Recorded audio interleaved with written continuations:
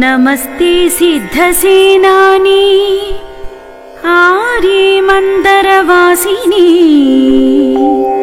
कुमारी काली कपाली कपिले कृष्ण पिंगले भद्रकाली नमस्तुभ्यं महाकाली नमोस्तुते चंडी चंडे नमस्तुभ्यं तारिणी वरवर्णिनी कात्यायनी महाभागे कराली विजये जये शिखि पिंचध्वजधरे नानाभरणभूषिते अट्टसूलप्रहरणे खड्गखेटकधारिणी गोपेन्द्रस्यानुजे ज्येष्ठे नन्दगोपकुलोद्भवे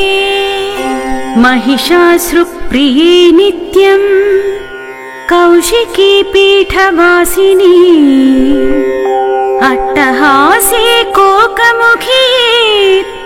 नमस्तेस्तु रणप्रिये उमेशाकम्बरी श्वेते कृष्णे कैटभनाशिनी हिरण्याक्षी विरूपाक्षी सुधूम्राक्षी नमोस्तुते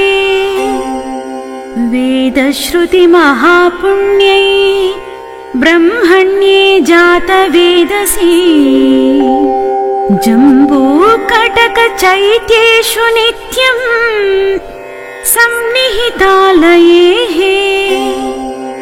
त्वं ब्रह्मविद्या विद्यानां महानिद्रा च देहिना स्कन्दमातर्भगवती दुर्गे कान्तारवासिनी स्वाहाकार स्वधा चैव कलाकाष्ठा सरस्वती सावित्री वेदमाता च तथा वेदान्त उच्यते स्तुतासि त्वं महादेवी विशुद्धेनान्तरात्मना जयो भवतु मे नित्यं त्वत्प्रसादाद्रणाजिरे कान्तारभयदुर्गेषु भक्तानां चालयेषु च नित्यं मनसि पाताले युद्धे जयसि दानवान् त्वं जम्भनि मोहिनी च माया ह्रीश्रीस्तदैव च सन्ध्या प्रभावती चैव सावित्री जननी तथा तुष्टिपुष्टिर्धृति दीप्ति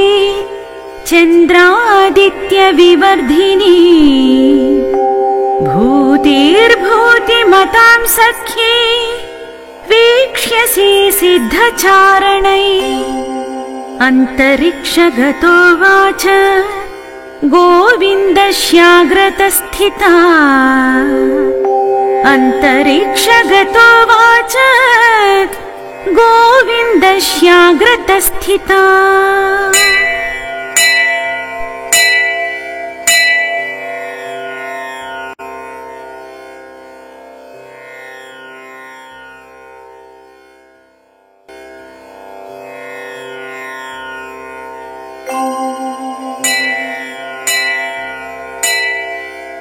नमस्ते सिद्धसेनानी आर्ये मंदरवासिनी कुमारी काली कपाली कपिले कृष्ण पिंगले भद्रकाली नमस्तुभ्यं महाकाली नमोस्तुते चंडी चंडे नमस्तुभ्यं तारिणी वरवर्णिनी कात्यायनी महाभागे कराली विजये जये शिखि पिंचध्वजधरे नानाभरणभूषिते नानाभरणभूषिते अट्टशूलप्रहरणे खड्गखेटकधारिणी गोपेन्द्रस्यानुजे ज्येष्ठे नन्दगोपकुलोद्भवे महिषासुरप्रिये नित्यम् कौशिकी पीठवासिनी अट्टहासे कोकमुखी नमस्तेस्तु रणप्रिये उमेशाकम्बरी श्वेते कृष्णे कैटभनाशिनी हिरण्याक्षी विरूपाक्षी सुधूम्राक्षी नमोऽस्तुते वेदश्रुतिमहापुण्यै ब्रह्मण्ये जातवेदसी जम्बूकटकचैत्येषु नित्यम् सन्निहितालयेः त्वं ब्रह्मविद्या विद्यानां महानिद्रा च देहिना स्कन्दमातर्भगवती दुर्गे कान्तारवासिनी स्वाहाकार स्वधा चैव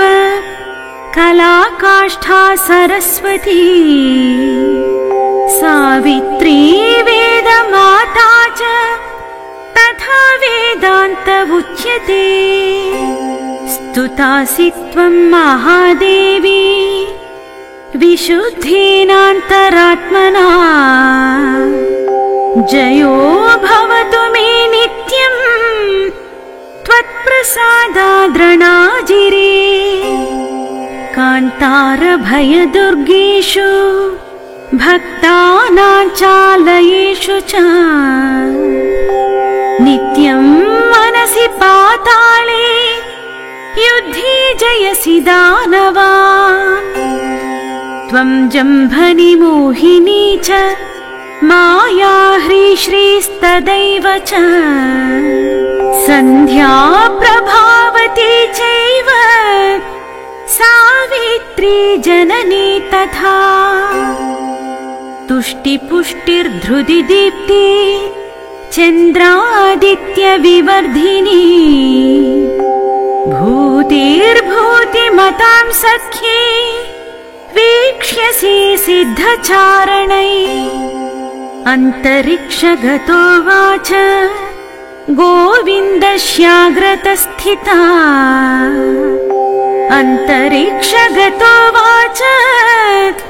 गोविन्दस्याग्रतस्थिता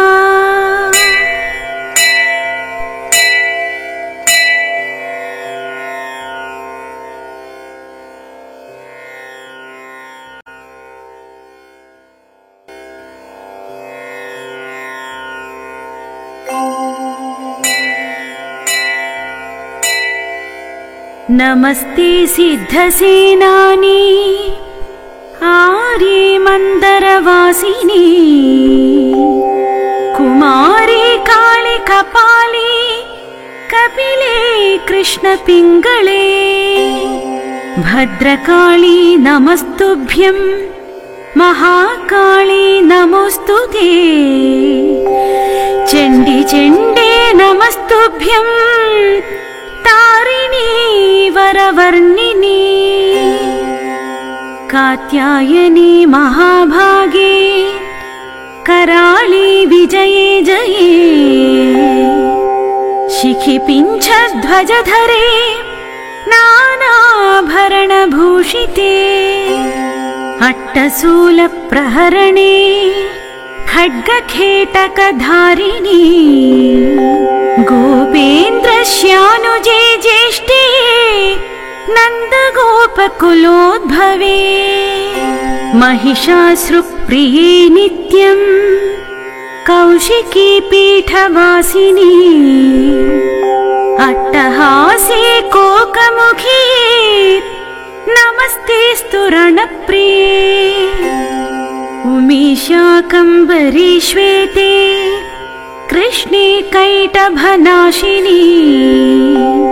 हिरण्याक्षी विरूपाक्षी सुधूम्राक्षि नमोऽस्तु ते वेदश्रुतिमहापुण्यै ब्रह्मण्ये जातवेदसी